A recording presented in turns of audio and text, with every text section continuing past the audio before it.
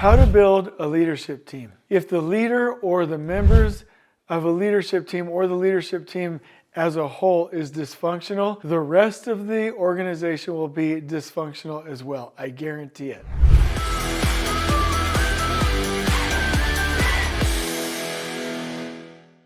In this video, I'm going to give you some key considerations that you can use when building your leadership team in your company, and a method that you can use once they are assembled. Also, there is one key thing that all leadership teams have got to do in order to ensure the success of your organization.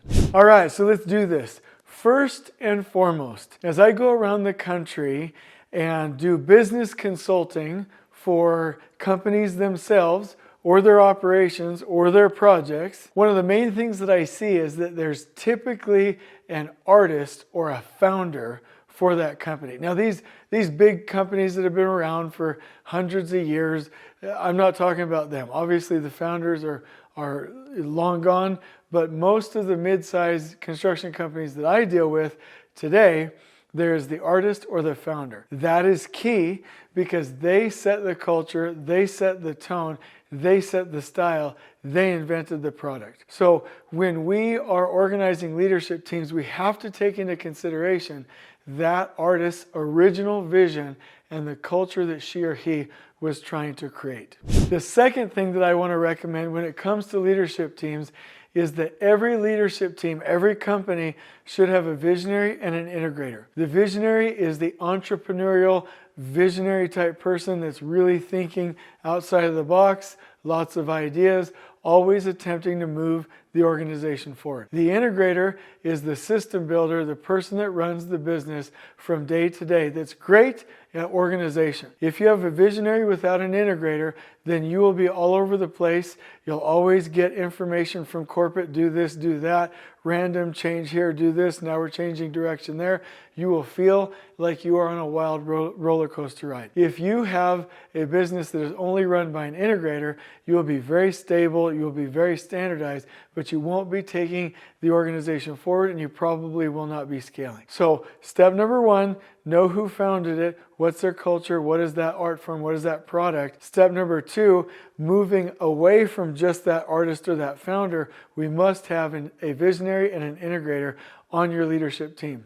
The third step you're going to want to do is hire for not only the visionary and the integrator, but also for your director of marketing, your director of operations, and your director of finance and legal. So those are the minimum key roles that you have to have filled with the right positions. And if you remember, Jim Collins said the number one metric in any business is the percentage of the right people that you have in key seats. A key seat is a seat in your organization that is crucial, that has the ability to achieve a lot of success, or if done improperly, really hurt the organization from a risk standpoint. So let's go through the keys for assembling your team. We've covered what a leadership team should do in other videos, and in fact, I'll link that to you in the description below. But now we're going to talk about how do you assemble that right team. Well, let me say first and foremost that there is a book called Traction by Gino Wickman, and his system is called the Entrepreneurial Operating System. And in his organization, EOS Worldwide, there are services there that will help connect you to so that you can hire a visionary or an integrator, and they have fractional visionaries and fractional integrators that can come work for your organization on a temporary basis if you want. But let's say that you're able to hire your own folks. Who do you need on the team? How will you decide it? Step number one, whoever you hire to be on your leadership team must be a core value fit. Your core values are not just some fluffy thing you put on the wall to be trendy. These core values should be powerful enough to where it identifies who you are as a business, and you should be able to hire, fire, promote, and discipline according to these core values. So number one on your leadership team, you must have a core value fit. Number two, this team, like I said, has got to be cohesive. So as Patrick Lencioni says, this is team one, and then the department heads, like let's say a person on a leadership team leads a department or a group or an area of the business or a business unit. That business unit is number two. The leadership team is number one. So the people you hire, they need to have a good bedside manner. They need to be somebody that you can connect with, that you like, and where there's synergy, there's connection. There's a dynamic where that individual will work well in your team. 3, they must be qualified. So if they are going to lead a business unit or a department or be in charge of finance or operations or sales and marketing, they must know what they are doing. This is not a learn as you earn type situation. This is a you've got to know what you are doing, because it will be so difficult to build that team, to get organizational alignment, and to implement change. The basics and the hard skills for the actual task or the knowledge base itself cannot be something that we're learning as we're earning. The other thing that I want to say before I go on, I've got a lot more great content in this video, but this works if you are talking about a business. It also works if you're talking about a business unit. This also fractally works on projects. You should have a leadership team on your project, especially on mega projects. When you're talking about these massive, like large-scale projects, you will always have a leadership team or an executive team, and then other leadership groups, and then clusters around that, especially in an IPD environment. So I just want you to know this pattern works anywhere.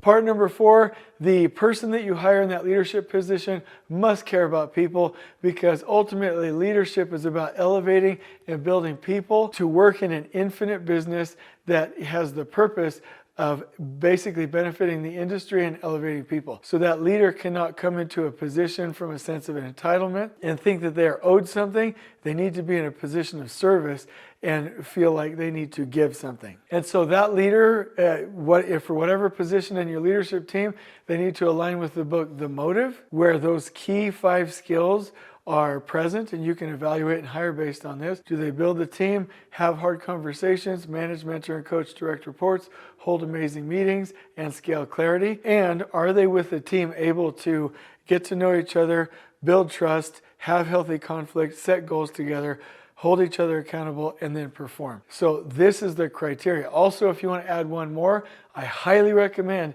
that you evaluate your hires based on the ideal team player framework, which is they're humble, hungry, and smart. But let's just say that you've gotten the right person. Let's say that they are a core value fit. You like them. They've got good energy. They're willing to be a leader. They care about people. They have the ability to team with you, and they are an ideal team player. How can you pair this leadership team to where everybody works well together? Well, let me talk to you about a book called The 6 Types of Working Genius by the Table Group and Patrick Lencioni. There are 6 key types of working genius that I want to talk to you about right now. And my point is, we need a team where all 6 of these working geniuses are present. So let's talk about them one by one. Genius number 1, wonder. This is the person or the working genius that a person can have where they like to explore and vision and think about the future. These are the folks that bring you ideas on the team. They ask what if, and they bring creativity and innovation. I'm hoping, well, actually you need to make sure that your visionary has this, but I do want to say on your overall leadership team, as you do these assessments, by the way, I will link you to this. There is a way to do an assessment of each person on your leadership team to make sure they have all of these working geniuses so that you can round out your team. So the first one is wonder. The second one is invention. This is the person that really excels at solving problems, inventing new things, creating processes, creating systems. This is the person that can say, oh, you need this? I will go invent it. Genius number 3, discernment. These are the individuals that have really good judgment. They can make wise decisions and really analyze situations. Remember we talked about that in other videos where businesses will really look at their risk management. They will really make sure that they're being compliant with regulations. This is the type of person you want on your team, and they will also help you to make sure you're signing up for the right deals, pairing with the right clients, and heading in the right direction. 4th genius, galvanizing. Galvanizers motivate and inspire others to move. They basically, with their energy, provide that drive in the organization. I'm hoping that your integrator or your COO has this galvanizing ability on your leadership team. Number 5, enablement. This is the working genius that makes life easier on others, not only within the team, but throughout the rest of the organization. And number 6, tenacity. This is the ability to really stick with something, to drive, to stay with it, to take care of that last 5%. And I might add, to really stay strong and steady in times of difficulty, which if you own a business, you will have. So my point here is, you've got to find the right people, hire the right people, put them in the right framework, which is the 5 dysfunctions of a team, but you have to have the right working geniuses. I hope you can see, if you have any one of these working geniuses missing on your leadership team, you are going to struggle. Like for instance, let's take galvanizing as an example. I don't really care, well, that sounds harsh, but I don't really care how many ideas you have. I don't care how supportive you are. I don't care how many things you can invent. If you can't move the organization forward, you're not going to succeed. Out of all of these 6, any one of them can tank your leadership team. So I really hope you're able to put this to use. In the description below, I'm going to link you to the book, The 5 Dysfunctions of a Team, for how they're supposed to work together, but also the 6 types of working genius, that book, so that you can reference how to build your team, and the assessment so that you can do this starting tomorrow and see if your team has the experience and the complementary skills to really win. I hope you've enjoyed this video. On we go.